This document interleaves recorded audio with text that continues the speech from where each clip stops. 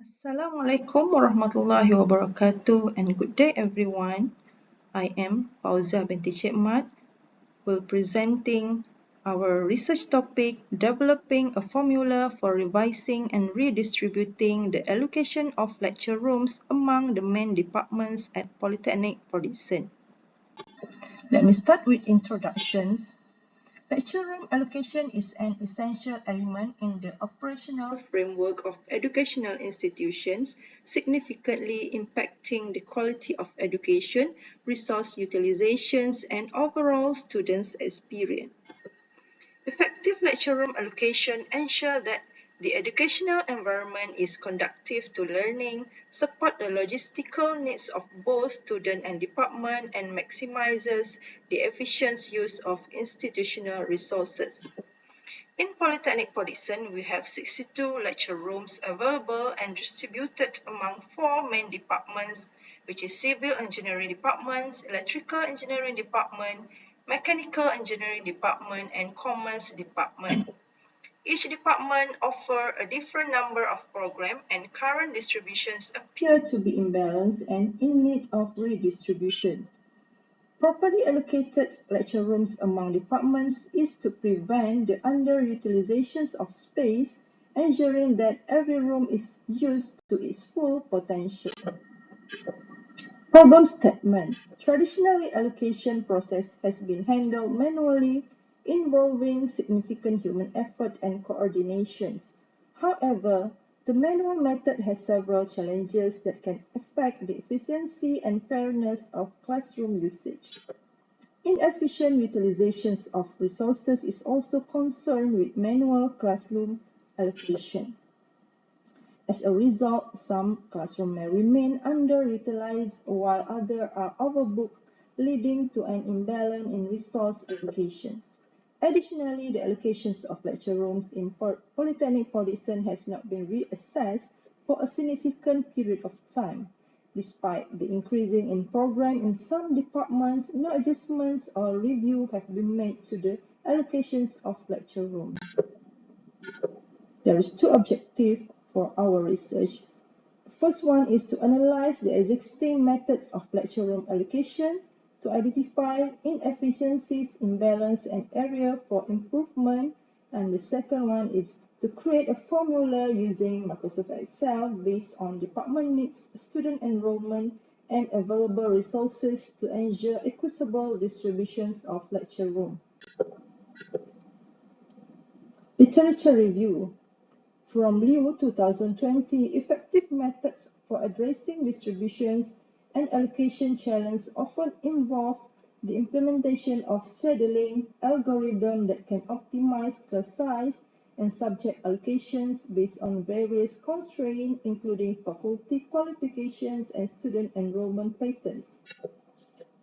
From Lu et al. 2020 and Xu and Zhao 2009, the literature suggests that employing advanced scheduling algorithms capable of dynamically adjusting class size through splitting and merging processes can be an effective approach to addressing fluctuation in students' enrollment.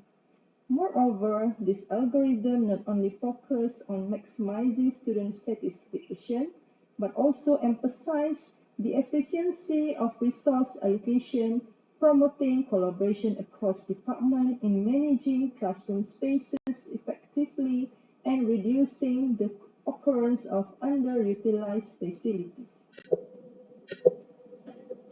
Methodology consists of 6 stages, starts with data collection, followed by formula construction using Microsoft Excel, data integration, formula testing and validating, presentations and approval, and the last one is implementation and monitoring.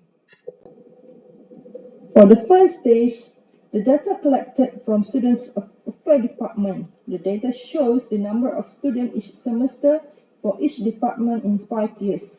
The data shows that Commerce departments denotes by JP having the highest numbers of students overall. This data shows the numbers of intakes for semester 1 in 5 years. The data shows that trend of intake in Electrical engineering departments denotes by JKE has the increasing patterns compared to other departments. The data collections, the number of total lecture room in Politeknik Dickson is 62 and the allocation for each department as stated, which is civil engineering 16 rooms, electrical engineering 13 rooms, mechanical engineering 14 and commerce department 19.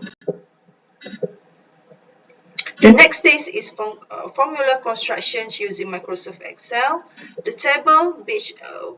table for each department is built and the data from the students affairs department is filled, and the number of total lecture room usage is getting. Find the average usage for each program in every department. In the data integrations stage, all the data will put in the main table to get the total hours usage versus the previous allocation hour. As you can see here, the total usage hour minus the allocations hour, total maximum hours usage times the number of lecture room, and we will get the total usage hour needed, either positive or negative value. The next stage is formula testing and validating. All the data for 3 semesters from each department will insert to the table, the data compare and the validating of the data observed. The next step is presentation and approval. The formula presented to the higher administrative team, including the head of department for each department involved, and discussion and meeting held to get the approval to the implement of the formula. And the last stage is the implementation and monitoring. The higher administrator team decide that the implementations of the formula should be done in stages.